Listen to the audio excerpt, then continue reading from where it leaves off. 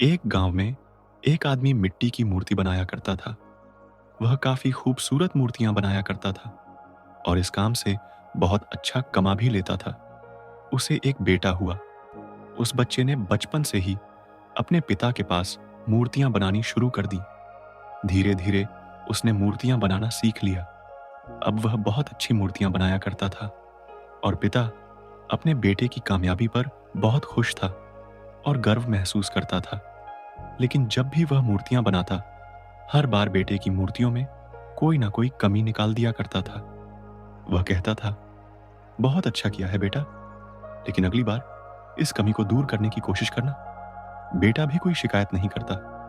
वह अपने पिता की सलाह पर अमल करते हुए अपनी मूर्तियों को और बेहतर करता रहता। इस लगातार सुधार से बेटे की मूर्तियां अपने पिता से भी अच्छी बनने लगी और ऐसा समय भी आ गया कि लोग बेटे की मूर्तियों को बहुत पैसा देकर खरीदने लगे, जबकि उसके पिता की मूर्तियां पहली वाली कीमत पर ही बिकती रहीं। पिता अभी भी बेटे की मूर्तियों में कमियां निकाल ही देता था, लेकिन बेटे को अब यह अच्छा नहीं लगता कि कोई उसकी मूर्तियों पर कमियां निकाले और वह बिना मन के कमियों को स्वीकार करता था, लेकिन फिर भी अपनी मूर्तियों में सुधार कर ही देता था। एक दिन ऐसा भी आया कि जब बेटे के सब्र ने जवाब दे दिया। पिता इस बार जब कमियां निकाल रहा था, तो बेटा बोला, आप तो ऐसे कहते हैं कि जैसे आप बहुत बड़े मूर्तिकार हो। अगर आपको इतनी समझ होती तो आपकी मूर्तियां इतनी कम दाम में नहीं बिकती। मुझे नहीं लगता कि अब आपके सलाह की मुझे जरूरत है। मेरी मूर्तियां बिल्कुल ठीक हैं। पिता ने जब बेटे की यह बात सुनी, तो उसने अपने बेटे को सलाह देना और उसकी मूर्तियों में कमियां निकालना बंद कर दिया।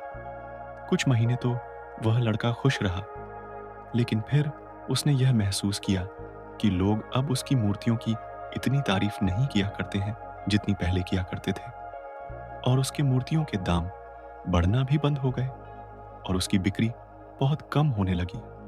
शुरू में तो बेटे को कुछ समझ नहीं आया, लेकिन फिर वह अपने पिताजी के पास गया और उनसे इस समस्या के बारे में सारी बात बताई। पिताजी ने बेटे की बातों को बहुत शांति से सुना, जैसे कि उन्हें पहले से पता था कि एक दिन इस प्रकार का सिचुएशन आएगा। बेटे ने भी इस बात को नोटिस किया और पूछा, क्या आप जानते थे कि ऐसा होने वाला है? पिता ने हाँ में उत्तर दिया और बोला, आज से कई साल पहले मैं भी इस हालात से टकराया था। बेटे ने सवाल किया, तो फिर आपने मुझे समझाया क्यों नहीं?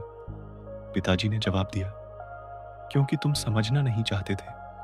मैं जानता हूं कि तुम्हारी जितनी अच्छी मूर्तियां मैं नहीं बनाता हूं। यह भी हो सकती है कि मूर्तियों के बारे में मेरी सलाह गलत हो। ऐसा भी नहीं है कि मेरी सलाह की वजह से कभी तुम्हारी मूर्ति बेहतर बनी हो। लेकिन जब मैं तुम्हारी मूर्तियों में कमियां दिखाता था, तब तुम अपनी बनाई मूर्तियों से संतुष्ट नहीं होते थे और खुद को बेहतर करने की कोशिश करते थे, और वही बेहतर होने की कोशिश ही तुम्हारे कामयाब होने का एक बड़ा कारण था। लेकिन जिस दिन तुम अपने काम से संतुष्ट हो गए और तुमने यह भी मान लिया कि अब इसमें और बेहतर होने की कोई गुंजाइश ही नहीं है, तब तुम्हारी कामयाबी रुक गई। लोग हमेशा तुमसे बेहतर की उम्मीद रखते हैं, और यही कारण है कि अब तुम्हारी मूर्तियों के लिए तुम्हारी तारीफ नहीं होती है और ना ही उनके लिए तुम्हें ज्यादा पैसे मिलते हैं। बेटा थोड़ी देर चुप रहा और फिर उसने सवाल किया, तो अब मुझे क्या करना चाहिए? पिता ने एक वाक्य में जवाब दिया, असंतुष्ट होना सीख लो। मान लो कि तुम में हमेशा बेहतर होने की गुंजाइश बाकी है। यही एक बात तुम्हें हमेशा आगे बढ़ने के लिए प्रेरित करती रहेगी, तुम्हें हमेशा बेहतर बनाते रहेगी। कहानी का सार दिन के उजाले की तरह साफ है। इस संसार में कोई भी इंसान किसी भी काम में 100% उत्तम नहीं है। हर इंसान में कुछ न कुछ कमी जरूर है। हमें इस कमी को अपने अंदर तलाश करनी चाहिए और इसे बेहतर बनाने की कोशिश करनी चाहिए। और इस कमी को तलाश करने के लिए हमें असंतुष्ट होना सीखना होगा। तभी जाकर हम अपने जीवन में आगे बढ़ सकते हैं।